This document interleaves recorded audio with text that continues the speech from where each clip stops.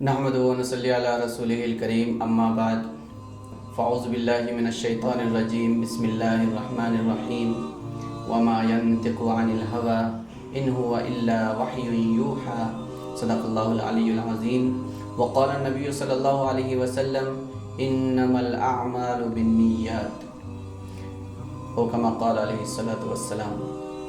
मुअज़्ज़ज़ सामीन व नाज़रीन किराम, हमने पिछले एपिसोड में आपसे कहा था कि हम अगले एपिसोड से दर्स हदीस शुरू करेंगे। इंशाअल्लाह हम शुरू करेंगे, लेकिन हदीस और सुन्नत के बारे में कुछ बातें और भी रह गई हैं जिनके बारे में कुछ जानकारी ज़रूरी है। वो ये है कि कुरान और हदीस, मैंने बताया कि इस्लाम की दो बुनियादें हैं जिनके ऊपर इस्लाम का दारो मदार है और जिससे मज़हब इस्लाम बनता है। अगर दोनों में से किसी एक को अगर हम हटा देते हैं, या दोनों में से किसी एक को मानते हैं और एक को नहीं मानते हैं, या दोनों में से किसी को हम गिराने की कोशिश करते हैं तो, या उसकी अहमियत हम कम समझ रहे हैं, तो हमारे अंदर इस्लाम नहीं रहेगा। हदीस को हदीस समझना और कुरान को कुरान समझना, उसको उसके दर्जे पे रखना हर मोमिन के लिए फ़र्ज़ है।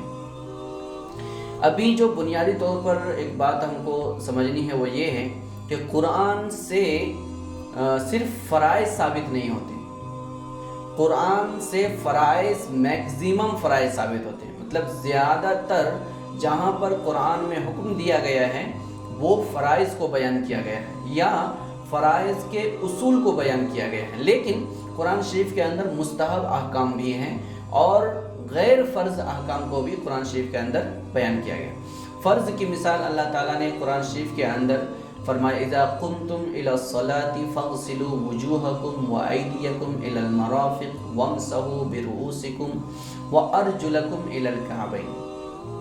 ये फ़र्ज़ है, ये वुज़ू को अल्लाह ताला ने बयान किया है। वुज़ू, जब नमाज के लिए तुम खड़े होते हो तो वुज़ू करो। कैसा वुज़ू करना है? अब पूरे चेहरे को धोना है, दोनों हाथ टहनियों समेत धोना है, सर का मसा करना है और दोनों पैर टखनों समेत धोना है। ये अल्लाह ताला ने बयान किया कुरान शरीफ के अंदर और ये फ़र्ज़ है।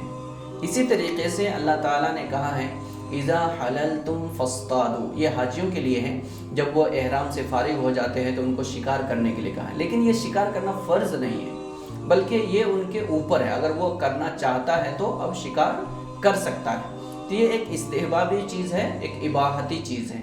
तो कुरान शरीफ के अंदर मैक्सिमम अहकाम जो बयान किए गए हैं वो फ़र्ज़ होते हैं और फ़र्ज़ बयान करने के कुछ तरीक़े हैं जो कुरान शरीफ के इस्तिलाहात हैं। इसी तरीके से इस्तिहबाब वगैरह जहाँ बयान किए गए हैं उसको मुफस्सिरीन ने बयान किया है। अहादीस के अंदर भी वैसा ही है। अगर कुरान और हदीस दोनों में कोई हुक्म साबित है तो वो मैक्सिमम फ़र्ज़ हो जाएगा, और अगर कोई हुक्म कुरान में नहीं है और अहादीस में उसी तरीके से, मतलब जितनी मजबूती से कुरान में बयान किया जाता है उतनी ही मजबूती के साथ हदीस में भी उसको बयान किया गया है, तो हदीस से भी एक फ़र्ज़ साबित हो सकता है।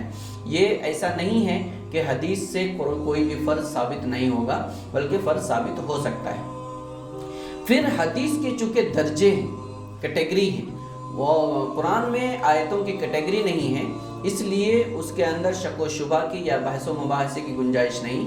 लेकिन अहादीस के दर्जे हैं, अहादीस की किस्में हैं, वो किस्मों को सामने रखकर कौन सी किस्म की हदीस आएगी तो उससे कौन सा हुक्म साबित होगा और कौन सी किस्म की हदीस आएगी तो कौन सा हुक्म साबित नहीं होगा, ये हमको समझना है।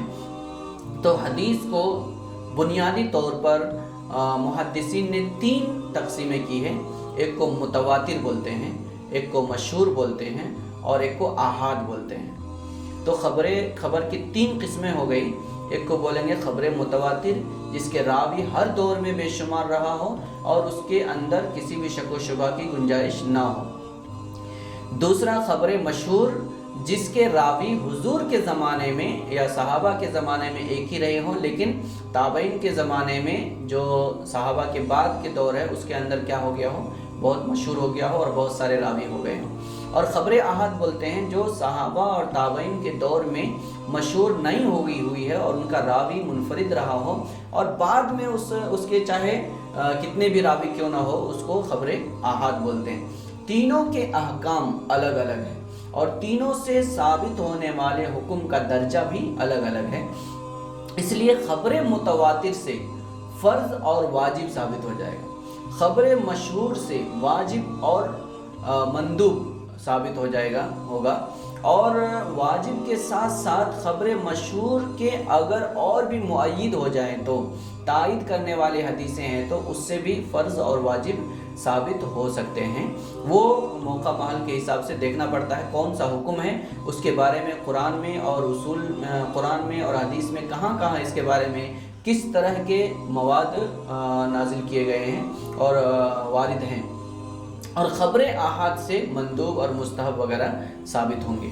تو یہ جو خبر حدیث کی ہم نے 3 قسمیں بتائی ہے، یہ بنیادی قسمیں ہیں۔ اس کے بعد حدیث کی ضعیف قسم بھی ہے، حسن بھی ہے، حسن بھی ہے۔ تو اس طرح کی انشاءاللہ اس کی بحث کی جہاں ضرورت پڑے گی اور جہاں پر ہم کو لگے گا کہ حدیث کے بارے میں ان چیزوں کی ضرورت ہے، ہم وہاں پر اس کی اقسام بھی بیان کریں گے، اس کی تعریف بھی بیان کریں گے اور اس کا درجہ بھی بیان کریں گے، اس سے کس طرح کے احکام ثابت ہوتے ہیں۔ تو اس ایپیسوڈ میں اور اس سلسلے میں ہم کو صرف یہ یاد رکھنا ہے کہ انما الاعمال بالنیات کی جو حدیث ہے یہ خبر آحاد تھے صحابہ کرام کے زمانے میں، اس کے بعد یہ خبر مشہور ہو گئی ہے، اس لیے اب یہ خبر مشہور ہے، اور اس سے بخاری شریف نے اپنے حدیث کی کتاب کو شروع کیا ہے، اور بخاری شریف نے امام بخاری رحمۃ اللہ علیہ نے یہ کہا ہے کہ یہ حدیث تمام اعمال کی جڑ اور بنیاد ہے۔